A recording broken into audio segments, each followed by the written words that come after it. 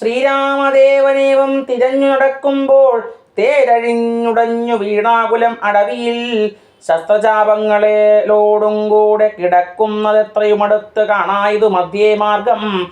അന്നേരം സൗമിത്രയോട് അരുളി ചെയ്തു രാമൻ, ഭിന്നമായൊരു രഥം കാണടോ കുമാരാ നീ.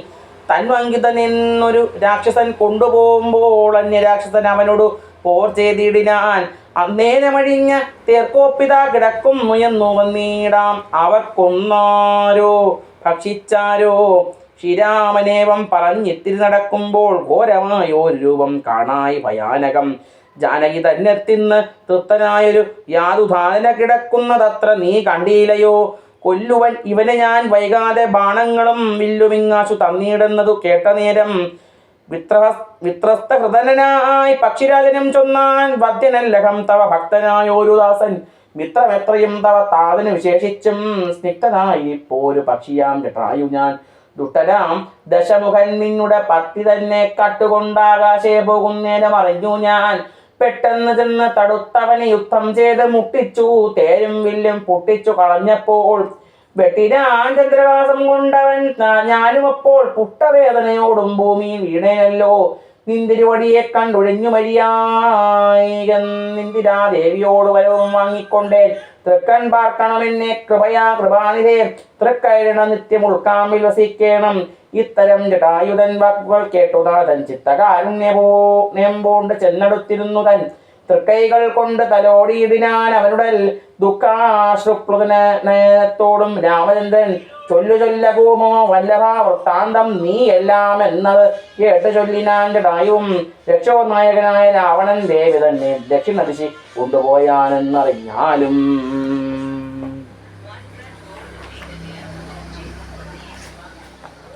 ചൊല്ലുവാനില്ല ശക്തി മരണപീഠയാലേ. നല്ലതു വരുവതിനായി അനുഗ്രഹിക്കേണം. നിന്തിരുവടി തന്നെ കണ്ടിരിക്കവേ ബന്ധ പറ്റിയിടും വണ്ണം മരിപ്പാൻ അവകാശം വന്നത് ഭവൽ കൃപാപാത്രമാകയാലകം. പുണ്യപുരുഷ പുരുഷോത്തമ ദയാനിധേ. നിന്തിരുവടി സാക്ഷാ ശ്രീ മഹാവിഷ്ണു പരാനന്ദാത്മാ പരമാത്മാ മായാമാനുഷരൂപി. സന്തതമന്തർഭാഗ്യേ വസിച്ചിടുക വേണം നിന്തിരുമേനി ശ്യാമളമഭിരാമം. അന്ത്യകാലത്തിങ്കൽ ഈ വണ്ണം കാണായ മൂലം ബന്ധവു മറ്റു മുക്തനായേ ഞാൻ അന്ന് മൂലം നൂനം. ബന്ധുഭാവേന ദാസനാകിയോരടിയനെ ബന്ധുക സമതൃക്കര തലം തന്നാൽ. ബന്ധുവത്സല മന്ദം തൊട്ടരുളേണമെന്നാൽ നിന്തിരുമലരടിയോട് ചേർന്നിടാമല്ലോ. ഇന്ദിരാപതിയത് കേട്ടുടൻ തലോടിനാൻ. മന്ദമന്ദം പൂർണ്ണാനന്ദാത്മാനം വന്നിടും വണ്ണം അന്നേരം പ്രാണങ്ങളെ ത്യജിച്ചു ജടായുവും മന്നിടം തന്നിൽ വീണ നേരത്തിൽ ഭുവരൻ കണ്ണുനീർ വാർത്തു ഭക്തവാത്സല്യ പരവശാലോചനേത്രൻ പിതൃ മിശ്രമാം പക്ഷീന്ദ്രന്റെ ഉത്തമാംഗത്തെ എടുത്തു സംഗസീംനി ചേർത്തിട്ടു ഉത്തരകാര്യാർത്ഥമായി സോദരനോട് ചൊന്നാൻ.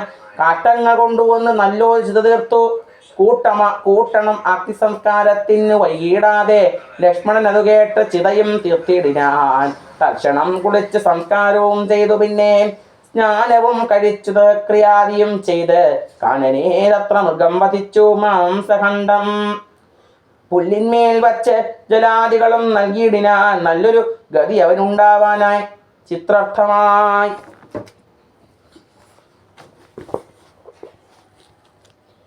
പക്ഷികളിവയെല്ലാം ഭക്ഷിച്ച് സുഖിച്ചാലും പക്ഷീന്ദ്രൻ അതുകൊണ്ട് തൃപ്തനായി ഭവിച്ചാലും കാരുണ്യമൂർത്തി കമലേക്ഷണൻ മധുവൈരി സാരോപ്യം ഭവിക്കുന്ന സാദരമരുൾ ചെയ്തു.